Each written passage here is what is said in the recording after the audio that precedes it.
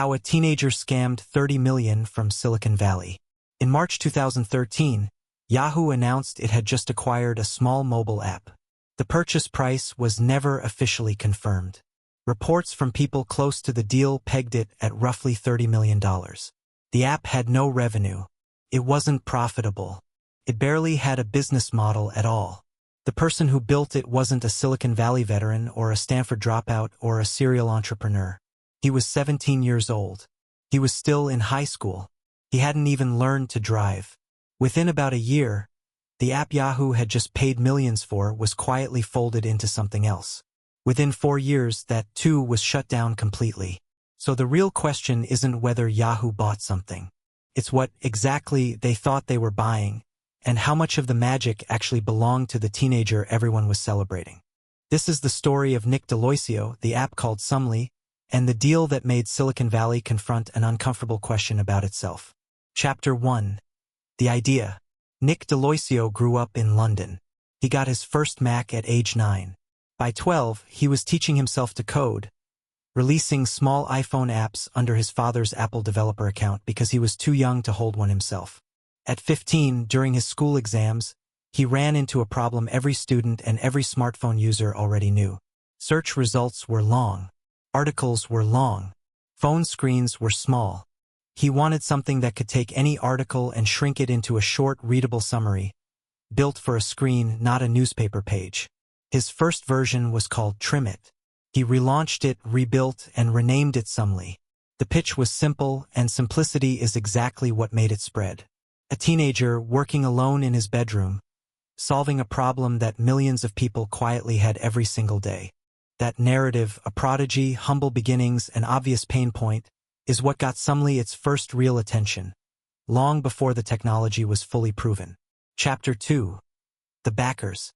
What happened after that wasn't typical for a first-time teenage founder with an unfinished app.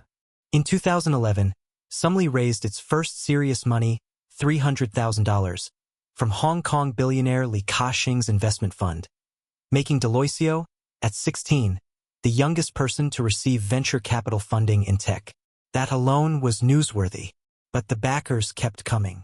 By late 2012, Sumly had pulled in $1 million in new funding from an unusual mix of names for a teenager's news app: actor Ashton Kutcher, writer and broadcaster Stephen Fry, and musician Yoko Ono among them. Celebrity money does more than fund a company. It generates headlines on its own, independent of whether the product actually works. Every new name attached to Sumly made the story bigger, and increasingly the story was doing as much work as the app itself. Journalists loved it. It was clean, easy to summarize, and, appropriately, made for a short headline. But behind the scenes, something the coverage rarely dwelled on was happening. D'Aloisio brought in a team to build the actual summarization engine, including a natural language processing scientist named Inderjeet Mani, whose background was in the kind of computational linguistics research that automatic text summarization actually requires. The core technology that let Sumly function wasn't something a self-taught teenage coder had built from first principles. It was licensed, engineered, and assembled with serious outside expertise that rarely made it into the headlines about the app a 17-year-old built. Chapter 3. The deal. By early 2013, Sumly had grown into something too visible for Yahoo to ignore. Yahoo, under its new CEO Marissa Mayer, was trying to prove the company could still spot the future, that it wasn't just an aging portal being left behind by Google and Facebook. Acquiring a buzzy app, built by a globally covered teenage founder, with celebrity investors and glowing press, did exactly that in one move. In March 2013, the deal was announced. Yahoo never disclosed an official number, but sources close to the acquisition put the figure at around $30 million. As part of the arrangement, D'Aloisio would work out of Yahoo's London office, deliberately structured so he could still sit his high school exams that spring. The press coverage practically wrote itself. A teenager, a fortune, a legacy tech company betting big on youth, hype, and headlines. What went far less noticed in the celebration was a blunter observation, made at the time by a handful of skeptical tech commentators. Yahoo hadn't bought a functioning, revenue-generating product. It had bought a story, a remarkable founder, a remarkable list of backers, wrapped around technology that was, in large part, engineered by people who weren't the 17-year-olds standing in front of the cameras. Chapter 4. The Quiet Shutdown. Sumly, as a standalone app, didn't survive long past the acquisition. Its underlying technology was folded into a new Yahoo product, News Digest, which Deloitte helped launch in January 2014 at CES in Las Vegas. For a while, that product actually did well. It won an Apple Design Award. Reviewers praised its clean design and its twice-daily digest format. But the momentum didn't last. By October 2015, Deloitte had quietly stepped away from Yahoo to focus on his studies at Oxford, where he was now enrolled in philosophy and computer science. And by June 2017, a little over 4 years after Yahoo made headlines for buying a teenager's app, Yahoo shut down News Digest entirely. By then, Yahoo itself had been sold to Verizon for $4.5 billion, a company in decline looking to trim what remained of its product lineup. The technology Yahoo had paid tens of millions of dollars for in 2013 was gone by 2017. No lasting product, no enduring platform, no long-term return on the investment that had made global headlines. What Yahoo had actually purchased once the hype cooled was a genuinely good story, built around software that was, in large part, developed by people who weren't the face of the deal. Chapter 5. What actually happened? It's worth being precise about what this story is, and what it isn't. Nick Deloitte was never accused of fraud.